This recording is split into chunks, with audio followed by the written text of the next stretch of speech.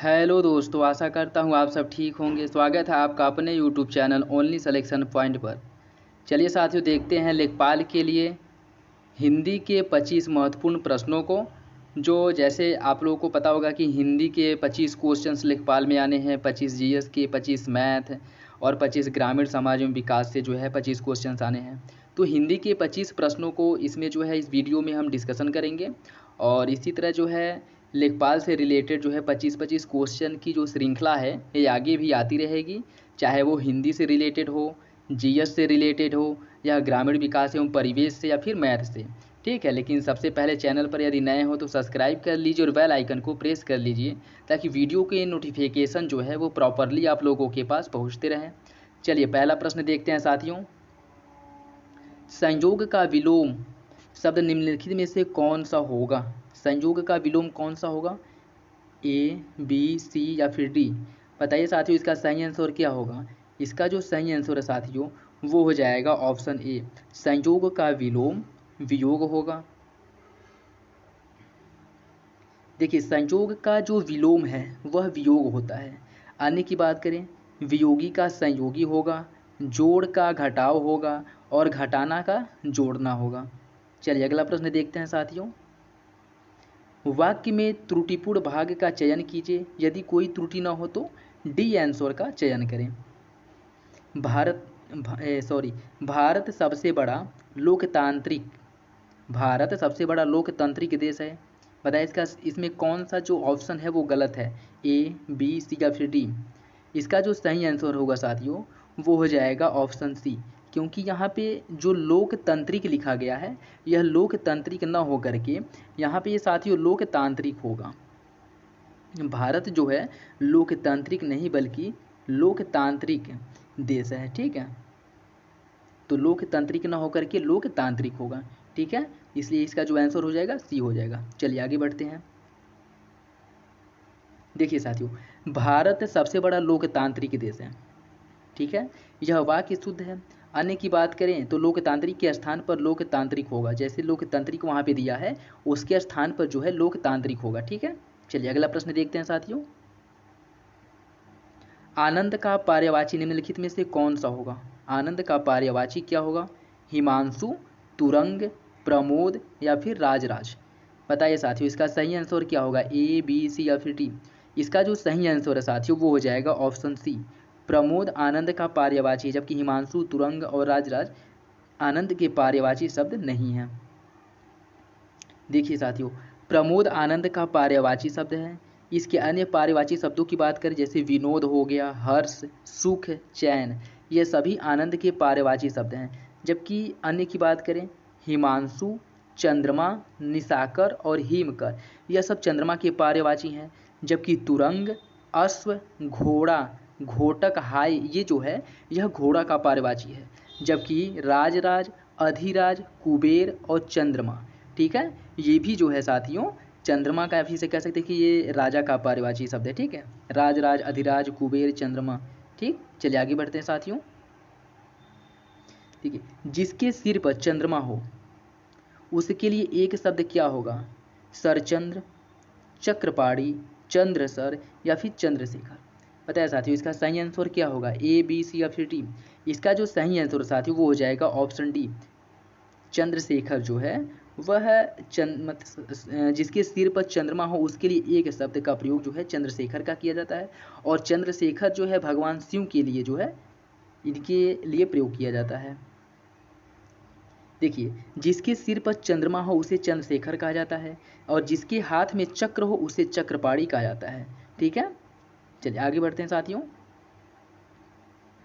जो देने योग्य है इसके लिए एक शब्द क्या होगा? प्रादेय, देय, अदेय या फिर प्रफेय? बताइए इसका सही आंसर क्या होगा साथियों? ए, बी, सी या फिर डी? इसका जो सही आंसर है साथियों वो हो जाएगा ऑप्शन बी। जो देने योग्य है उसके लिए एक शब्द देय होता है। देखिए, जो देने योग्य है उसके लिए देय कहते हैं या उसके लिए एक शब्द देय होता है। ठीक है, अन्य बात की प्रादेय जो है प्रदेय का अशुद्ध रूप है। ठीक है, और प्रदेय देय का पर्यायवाची शब्द है, जबकि अदेय देय का विपरीतार्थक शब्द है। ठीक है, चलिए आगे बढ़ते हैं साथियों। ये देखिए, वाडम्य का संधि विच्छेद निम्नलिखित में से कौन सा होगा? वाग प्लस मैं, वग प्लस मैं, वाक प्लस मैं या फिर वक प्लस मैं। बताया साथियों इसका सही आंसर क्या होगा? ए, बी, सी या फिर डी। इसका जो सही आंसर साथियों वो हो जाएगा ऑप्शन सी। और आपको ये भी ध्यान रख ले कि क जो है वह आधा होना चाहिए, मतलब जैसे ये भी दिया है लेकिन यहाँ पे हलंत नहीं लगा, जिस क में नीचे हलंत लगा होगा वही सही होगा, ठीक है, क्योंकि क आधा लगेगा। तो वाक मतलब आधा क प्लस मैं, ये जो है वाडम्य का पारिभाषिक मतलब संधि विच्छेद जो है सही है। देखिए वाडम्य का संधि विच्छेद जो है वाक प्लस मैं है। वाडम्य में व्यंजन संधि है, ये भी याद रखिएगा, अगर पूछ ले कि इसमें कौन सा संधि है तो याद रखिएगा कि इसमें जो है व्यंजन संधि है। व्यंजन संधि जो है व्यंजन तथा व्यंजन या स्वर के मेल से हुए परिवर्तन को व्यंजन संधि कहा जाता है, ठीक है। जैसे उत प्लस नति उन्नति हो जाता है, ठीक है। चलिए आगे बढ़ते हैं साथियों। चंद्रभाल शब्द में निम्न में से कौन सा समास है? अव्ययी भाव समास, द्विगु समास, कर्मधारय समास या फिर बहुब्रीहि समास। बताइए साथियों इसका सही आंसर क्या होगा? ए, बी, सी या फिर डी। चंद्रभाल में आपको बता दें कि बहुब्रीहि समास है। और बहुब्रीहि समास होता क्या है? प्रथम पद और दूसरा पद है, प्रथम पद और दूसरा पद जिसमें प्रधान नहीं होता है, कोई तीसरा पद प्रधान होता है। मतलब चंद्रभाल या फिर गजानन या फिर से चक्रपाणी, ऐसे कुछ शब्द हैं जिनका प्रोनाउंस मतलब जिनको जो है पुकारे जाने पर से या पढ़ने पर जो है हमें किसी तीसरे की अनुभूति होती है, उसे बहुब्रीहि समास कहा जाता है, ठीक है। जैसे यदि हम गजानन कहें तो गजानन से हमें गणेश, लंबोदर कहें गजानन से हाथी या फिर से लंबोदर कहें तो गणेश, चक्रपाणी कहें तो विष्णु, इन सब मतलब किसी और की अनुभूति होती है। तो जिसमें पहला पद और दूसरा पद प्रधान न होकर के कोई तीसरा पद प्रधान होता है उसे बहुव्रीहि समास कहा जाता है, ठीक है। देखिए चंद्रभाल में बहुव्रीहि समास है। बहुव्रीहि समास जिसमें पहला और दूसरा पद प्रधान नहीं होता है बल्कि कोई तीसरा पद प्रधान होता है उसे बहुव्रीहि समास कहा जाता है, ठीक है। चलिए अगला प्रश्न देखिए। नाक पर गुस्सा, नाक पर गुस्से मुहावरे का अर्थ क्या होगा? तुरंत क्रोध, तंग करना, ध्यान देना या फिर कम क्रोध करना। बताइए साथियों इसका सही आंसर क्या होगा? ए, बी, सी या फिर डी। इसका जो सही आंसर है वो हो जाएगा ऑप्शन ए। नाक पर गुस्सा मुहावरे का अर्थ तुरंत क्रोध आना है, तुरंत क्रोध करना होता है। देखिए नाक पर गुस्सा मुहावरे का अर्थ तुरंत क्रोध करना होता है। जैसे रामू को घर के काम सावधानी पूर्वक करने चाहिए क्योंकि उसके मालिक के नाक पर गुस्सा रहता है, ठीक। चलिए अगला प्रश्न देखते हैं साथियों।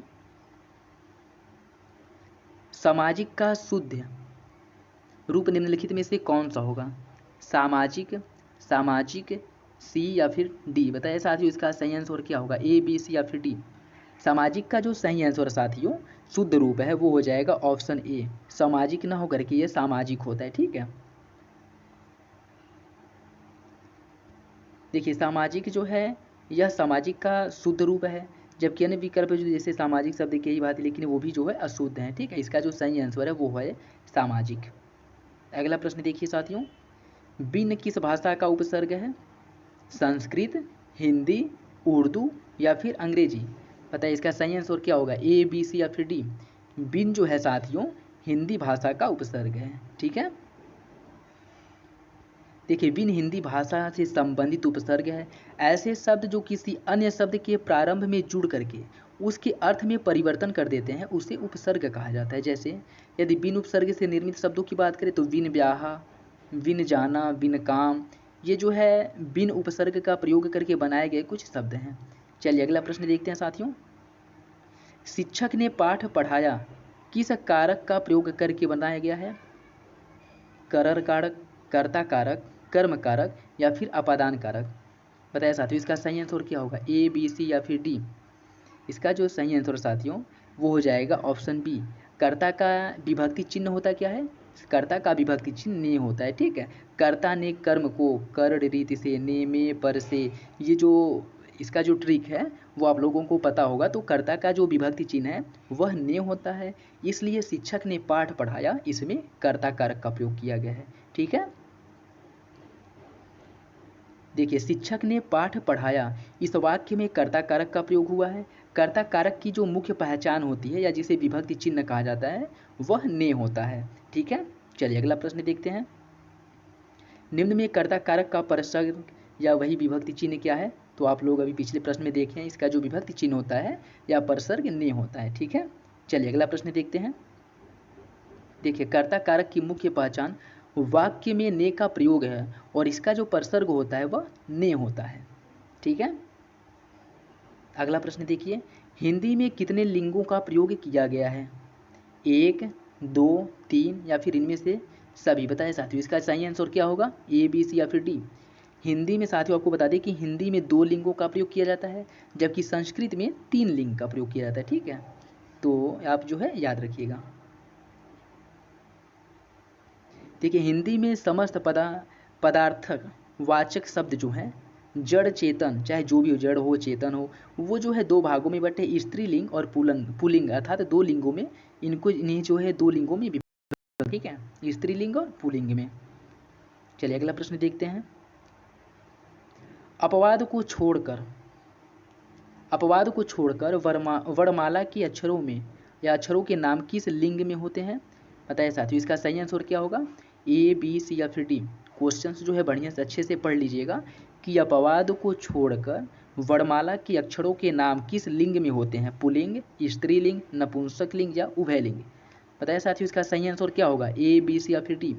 इसका जो सही आंसर है साथियों वो हो जाएगा ऑप्शन ए, पुल्लिंग। देखिए, जैसे सामान्यतः वर्णमाला के अक्षरों के जो नाम है वह पुल्लिंग में होते हैं, किंतु अपवाद स्वरूप जैसे ई, री को स्त्रीलिंग के रूप में प्रयुक्त किया जाता है, इसको प्रयोग किया जाता है। ठीक है, कौन? छोटी ई, बड़ी ई और री को स्त्रीलिंग में प्रयोग किया जाता है, जबकि अन्य वर्णमाला के जो अक्षर हैं उनका प्रयोग पुल्लिंग में किया जाता है। ठीक है, चलिए अगला प्रश्न देखते हैं।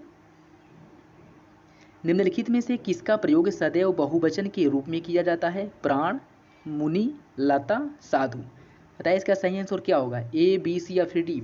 इसका जो सही आंसर साथियों वो हो जाएगा ऑप्शन ए, प्राण का प्रयोग हमेशा बहुवचन में किया जाता है या बहुवचन में होता है। ठीक है, देखिए, प्राण शब्द का प्रयोग हमेशा जो है या सदैव बहुवचन में होता है, जबकि लता का बहुवचन हो जाएगा लताएं, मुनि का मुनियों और साधु का साधुओं। ठीक है, जबकि प्राण हमेशा बहुवचन में प्रयोग होगा। चलिए अगला प्रश्न देखते हैं। हिंदी में मैं का बहुवचन क्या होगा? हम दोनों, हम सब या फिर हम लोग? बताइए इसका सही आंसर क्या होगा? ए, बी, सी या फिर डी? हिंदी में मैं का बहुवचन साथियों हम होता है। ठीक है, याद रखिएगा। देखिए, हिंदी में मैं का जो बहुवचन है वह हम होता है तथा हम उत्तम पुरुष सर्वनाम है। ठीक है, ये भी पूछ सकता है कि यह हम जो है इसमें किस पुरुष का प्रयोग किया है, कौन सा पुरुष है, उत्तम पुरुष है या कौन सा है, या फिर से यह सर्वनाम है क्या है? तो फिर याद रखिएगा कि हम जो है वह उत्तम पुरुष और सर्वनाम है और मैं का बहुवचन है। ठीक है, चलिए अगला प्रश्न देखते हैं। बिल्ली छत से कूद पड़ी, इसमें कौन सा कारक है? अधिकरण कारक, कर्म कारक, संपदान कारक या फिर से अपादान कारक? पता है साथियों, इसका सही आंसर क्या होगा? इसका जो सही आंसर है वो हो जाएगा ऑप्शन डी, अपादान कारक। अपादान कारक साथियों आपको बता दें कि अलग होने का जिससे बोध होता है, जैसे पेड़ से पत्ते गिरते हैं या पेड़ से फल गिरते हैं या फिर से छत से कुछ गिरता है, गेंद जो है छत से गिरती है या फिर से बिल्ली छत से कूद पड़ी, ये जो है एक दूसरे से अलग होने की ओर इशारा कर रहा है, अतः इस क्या होगा? अपादान कारक होगा। और इसका विभक्ति चिन्ह क्या होगा? में, पर से। इसका विभक्ति चिन्ह अपादान कारक का से होता है। ठीक है, मतलब अलग, जैसे पेड़ से, छत से, ये जो है जिसमें आपको ये दिख जाए से, उसमें ज़्यादातर ये होता है कि सब में नहीं, मैं कहूँगा कुछ में या 50% में हम मान सकते हैं कि वह अपादान कारक ही उसमें होता है। ठीक है, तो विभक्ति चिन्ह आप लोग देखिएगा, से, बिल्ली छत से कूद पड़ी, इसमें अपादान कारक है। ठीक है, देखिए, उपयुक्त वाक्य में बिल्ली का छत से अलग होना यह अपादान कारक का उदाहरण है। ठीक है, चलिए अगला प्रश्न देखिए। जिसके लिए कुछ किया जाए या जिसको कुछ दिया जाए, ठीक है, इसका बोध कराने वाले शब्द के रूप में कौन सा कारक होता है? जिसके लिए कुछ किया जाए या जिसके लिए कुछ किया जाए, जिसे बोध कराने के लिए शब्द, इस शब्द में जो है कौन सा कारक है? कर्ता, अपादान, संप्रदान या फिर अधिकरण? पता है साथियों, इसका सही आंसर क्या होगा? ए, बी, सी या फिर डी? इसका जो सही आंसर है साथियों वो हो जाएगा ऑप्शन सी।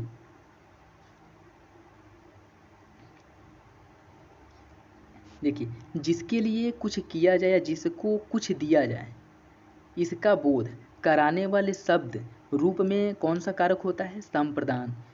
ठीक है, जैसे इसका विभक्ति चिन्ह क्या होता है? के लिए। ठीक है, ये इसका जो विभक्ति चिन्ह होता है वो भी होता है के लिए। तो याद रखिएगा कि इसका विभक्ति चिन्ह के लिए होता है। ठीक, और के लिए का प्रयोग जो है संप्रदान कारक के लिए प्रयोग किया जाता है। ठीक, चलिए अगला प्रश्न देखिए साथियों। अपादान कारक उत्तम पुरुष बहुवचन होगा। अपादान कारक उत्तम पुरुष बहुवचन, इसका मतलब क्या होगा? मुझसे, हमसे, मुझको या फिर हमको। पता है साथियों इसका सही आंसर क्या होगा? ए, बी, सी या फिर डी। इसका जो सही आंसर है साथियों वो हो जाएगा ऑप्शन बी, हमसे इसका सही आंसर है। देखिए, अपादान कारक उत्तम पुरुष, अपादान कारक उत्तम पुरुष में बहुवचन का रूप हमसे होगा। ठीक है, चलिए अगला प्रश्न देखते हैं। निम्न में से कौन सा भूतकाल के भेद में नहीं आता है? संभाव्य, अपूर्ण, पूर्ण या फिर सामान्य। भूतकाल के भेद के रूप में कौन नहीं आता है? ए, बी, सी या फिर डी। इसका जो सही आंसर है साथियों वो हो जाएगा ऑप्शन ए, संभाव्य जो है वो भूतकाल के भेद में नहीं आता है। देखिए, भूतकाल के 6 भेद हैं: सामान्य, आसन्न, पूर्ण, अपूर्ण, संदिग्ध और हेतु हेतुमत। ठीक, जबकि संभाव्य भविष्यकाल और वर्तमान काल के भेद हैं। ठीक, भूतकाल के 6 भेद होते हैं: सामान्य, आसन्न, पूर्ण, अपूर्ण, संदिग्ध और हेतु हेतुमत। जबकि संभाव्य जो है वो भूतकाल के भेद न होकर के भविष्यकाल और वर्तमान काल के भेद हैं। ठीक है, चलिए अगला प्रश्न देखते हैं। निम्नलिखित प्रश्न के 4 विकल्पों में से दिए गए वाक्य का सही काल वाला विकल्प पहचानिए। ठीक, दीपा पौधों को पानी दे रही है, ये क्या है? अपूर्ण भूतकाल, आसन्न भूतकाल, पूर्ण भूतकाल या संदिग्ध भूतकाल। बताइए साथियों इसका सही आंसर क्या होगा? ए, बी, सी या फिर डी। इसका जो सही आंसर है साथियों वो हो जाएगा ऑप्शन ए, अपूर्ण भूतकाल। ठीक है, दीपा पौधों को पानी दे रही थी, मतलब वह अपूर्ण भूतकाल, वो पूरी तरह से समाप्त नहीं हुआ है और पूरी तरह से अभी वर्तमान में जारी नहीं है। ठीक, मतलब दे रही थी, तो यह अपूर्ण भूतकाल का उदाहरण हो जाएगा। ठीक है, देखिए, दीपा पौधों को पानी दे रही थी, यह अपूर्ण भूतकाल वाक्य है। रहा था, रही थी, रहे थे। ठीक, इसका प्रयोग जो है अपूर्ण भूतकाल में ही होता है। तो याद रखिएगा जिसमें जो है रहा था, रही थी या रहे थे का प्रयोग हो, जान जाइएगा कि वह अपूर्ण भूतकाल के उदाहरण है। ठीक है, चलिए अगला प्रश्न देखते हैं साथियों। पराजय में किस उपसर्ग का प्रयोग किया गया है? फ, पर, परा या फिर जय। बताया साथियों इसका सही आंसर क्या होगा? ए, बी, सी या फिर डी। इसका जो सही आंसर है साथियों वो हो जाएगा ऑप्शन सी। ठीक है, पराजय में परा उपसर्ग का प्रयोग हुआ है। और उपसर्ग के आपको बता दें साथियों, किसी वाक्य या शब्द के प्रारंभ में लग करके उसका जो है मतलब या फिर से कह सकते हैं कि उसका स्वरूप जो है बदल देता है, उसे उपसर्ग कहा जाता है। ठीक है, जैसे देखिए, पराजय में परा उपसर्ग का प्रयोग किया गया है। उस शब्दांश या अव्यय को कहते हैं जो किसी शब्द के पहले जुड़ करके उसका अर्थ जो है बदल देता है या उसका कोई विशेष अर्थ प्रकट करता है, उसे उपसर्ग कहा जाता है। ठीक है, मतलब इतना याद रखिए कि उपसर्ग जो है वो शब्दों के पहले लगता है और प्रत्यय शब्दों के बाद में लगता है। ठीक है, चलिए आगे बढ़ते हैं साथियों। अपहरण में किस उपसर्ग का प्रयोग किया गया है? हरण, अ, रण और अप। बताया साथियों इसका सही आंसर क्या होगा? ए, बी, सी या फिर डी। इसका जो सही आंसर साथियों वो हो जाएगा ऑप्शन डी, अपहरण में अप उपसर्ग का प्रयोग किया गया है। देखिए, अपहरण में अप उपसर्ग का प्रयोग किया गया है। यह हरण में अप उपसर्ग जुड़ करके अपहरण शब्द का निर्माण करता है। अगला प्रश्न देखिए, समाचार पत्रों में इसे जो है वो करना है, सुमेलित करना है, मतलब नंबरिंग वाइज जो है एक पैराग्राफ में इसको लिखना है कि पहले पे कौन आएगा, दूसरे पे कौन, तीसरे पे, चौथे पे, पाँचवें पे। ठीक है, तो ऐसे जो है इसे लिखना है। ठीक है, तो बताए साथियों इसका क्या होगा? समाचार पत्रों में। ठीक, समाचार पत्रों में क्या हो जाएगा? प्रकाशित विज्ञापनों द्वारा लोग उपयोगी, आवश्यक तथा उत्तमोत्तम मतलब उत्तमों से उत्तम पदार्थों से परिचित होते हैं। ठीक है, तो इसका सही आंसर क्या हो जाएगा? इसका जो सही आंसर साथियों वो हो जाएगा ऑप्शन डी। पहले पे कौन आएगा? यह आएगा। समाचार पत्रों में प्रकाशित विज्ञापनों द्वारा लोग उपयोगी, आवश्यक तथा उत्तमों पदार्थों से परिचित होते हैं। ठीक है, तो इसका सही क्रम डी होगा, य, व, र और ल। अगला प्रश्न देखिए। वाक्य का जो व्यवस्थित क्रम है वह इस प्रकार है। समाचार पत्रों में प्रकाशित विज्ञापनों द्वारा लोग उपयोगी, आवश्यक तथा उत्तमोत्तम पदार्थों से परिचित होते हैं। ठीक है, चलिए अगला प्रश्न देखते हैं। ये भी उसी तरह का जो है साथियों। भारत जैसे बताइए इसका क्या होगा? भारत जैसे अधिक जनसंख्या वाले देशों के लिए कुटीर उद्योग अत्यंत उपयोगी सिद्ध हो सकता है। ठीक, तो इसका क्या हो जाएगा? भारत जैसे अधिक जनसंख्या वाले, तो ल ये दोनों तो कट जाएगा, बचा ये दोनों, तो ये हो सकता है, ये हो सकता है। अधिक जनसंख्या वाले देशों के लिए, तो ल के बाद यह आएगा, तो ये तो वह कट गया, बचा कौन? ए, तो ये आपका सही आंसर हो जाएगा। ठीक, जैसे भारत जैसे अधिक जनसंख्या वाले देशों के लिए कुटीर उद्योग अत्यंत उपयोगी सिद्ध हो सकता है। ठीक है, देखिए वाक्य का व्यवस्थित क्रम इस प्रकार है। भारत जैसे अधिक जनसंख्या वाले देशों के लिए कुटीर उद्योग अत्यंत उपयोगी सिद्ध हो सकता है। ठीक है, ये था साथियों आज का लास्ट क्वेश्चन। हिंदी के जो है 25 क्वेश्चंस को इसमें शामिल किया गया था इस टेस्ट सीरीज में, और इसी तरह जो है आगे प्रॉपरली हर रोज़ जो है आप लोगों का हिंदी और जीएस या फिर जो सिलेबस का वो जो है रिवीजन कराया जाएगा, और वीडियो के नोटिफिकेशन आप लोगों के पास प्रॉपरली पहुँचे, इसलिए जो है चैनल को सब्सक्राइब कर लीजिए और बेल आइकन को प्रेस कर लीजिए। ठीक है, और साथियों मैं अपनी तरफ से पूरी कोशिश किया हूँ कि आप लोगों को अच्छे से समझाऊँ, फिर भी अगर कोई गलती रह जाती है तो उसके लिए क्षमा चाहता हूँ। और यदि वीडियो आप लोगों को पसंद आया हो तो कमेंट करिए, लाइक करिए, और चलिए मिलते हैं अगले वीडियो में। तब तक के लिए धन्यवाद। जय हिंद।